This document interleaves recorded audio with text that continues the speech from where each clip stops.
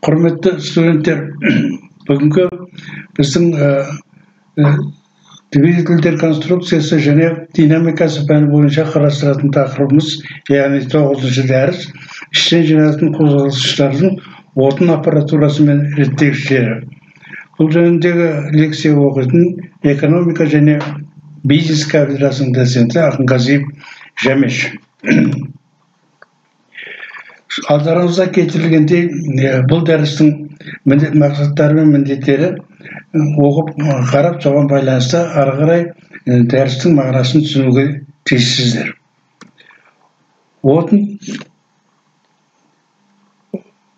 жеткізуші сорғылар тістергіштен бұрғылы поршенді болулары мүмкін. Шашқан жүрісті тәсілдерде ең көп тарағаны бұрғылы сорғы, 9-та бір суретте көрсетілгендей. Бұрғылы сорғы келесі элементтерден тұрады.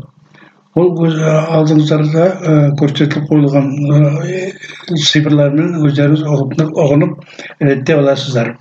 Ротордың сорғының корпусында ротор айналады.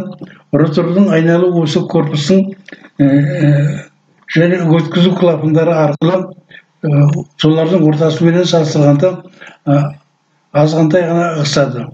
Бойлық паздарға орналасқан қалақтар спираль серпілермен корпустың цилиндрлік бетіне жабыстырылады.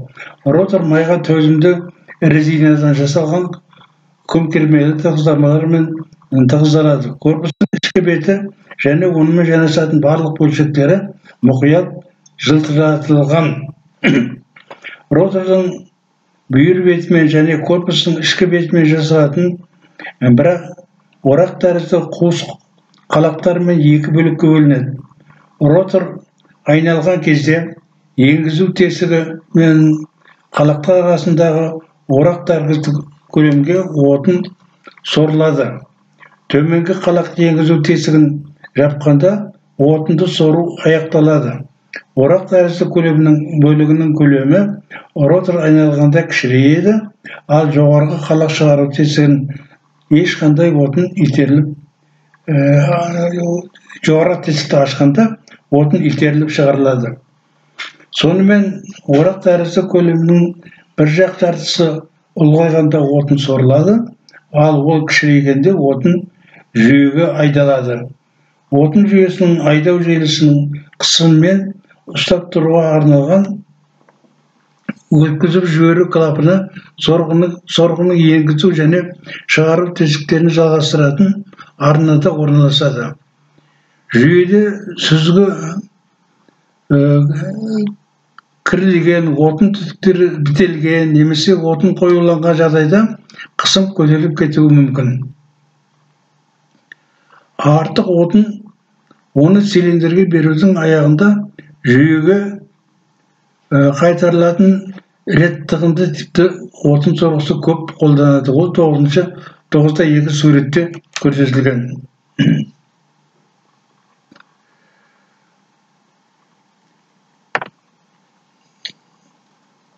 Артық отын, бұл реттығын типтігі отын соғысы қозғалыстардың цилиндр санын тек секцияларда тұрады, тең секцияларда тұрады. Сол секциялар арқылы отын жүзеге асырылып отырады.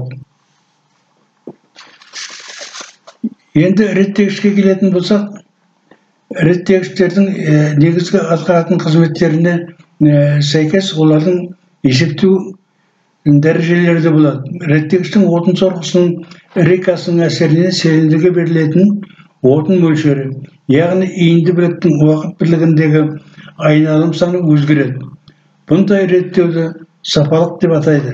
Сапалық реттеу кезінде цикл ішінде цилиндрге енетін ауа мөлшері өзгермейді. Тек отын мөлшері ғана өзгеріп отырады. Яғни ауа астығындығы коэффициенті өзгереді деген сөз.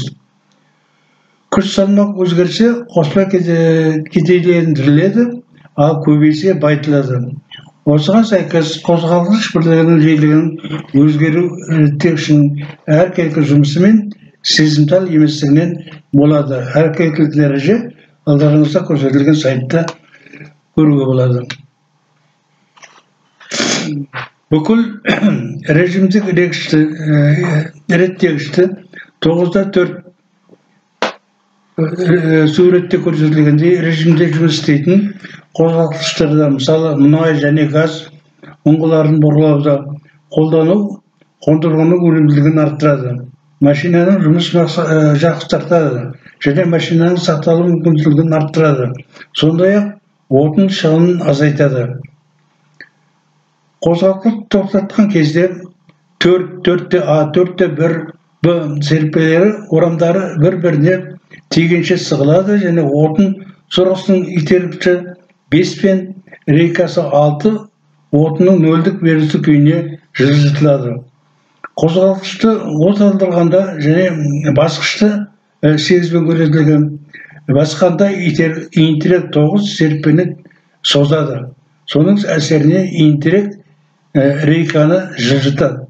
Төлке тәжімен ілінетін болатын рейка отын сорғысының көміржеріне ең аз отын беру күйіне бұрады.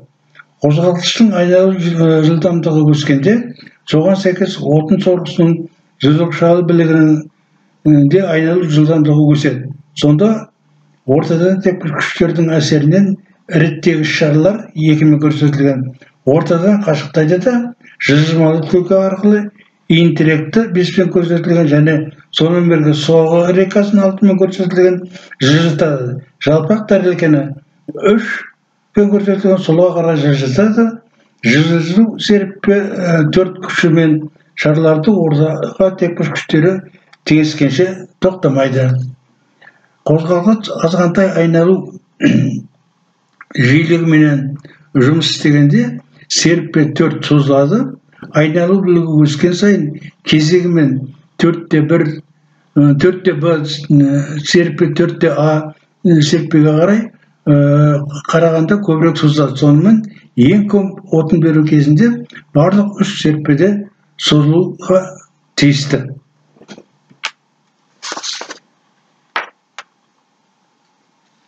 Назарларыңызға рахмет.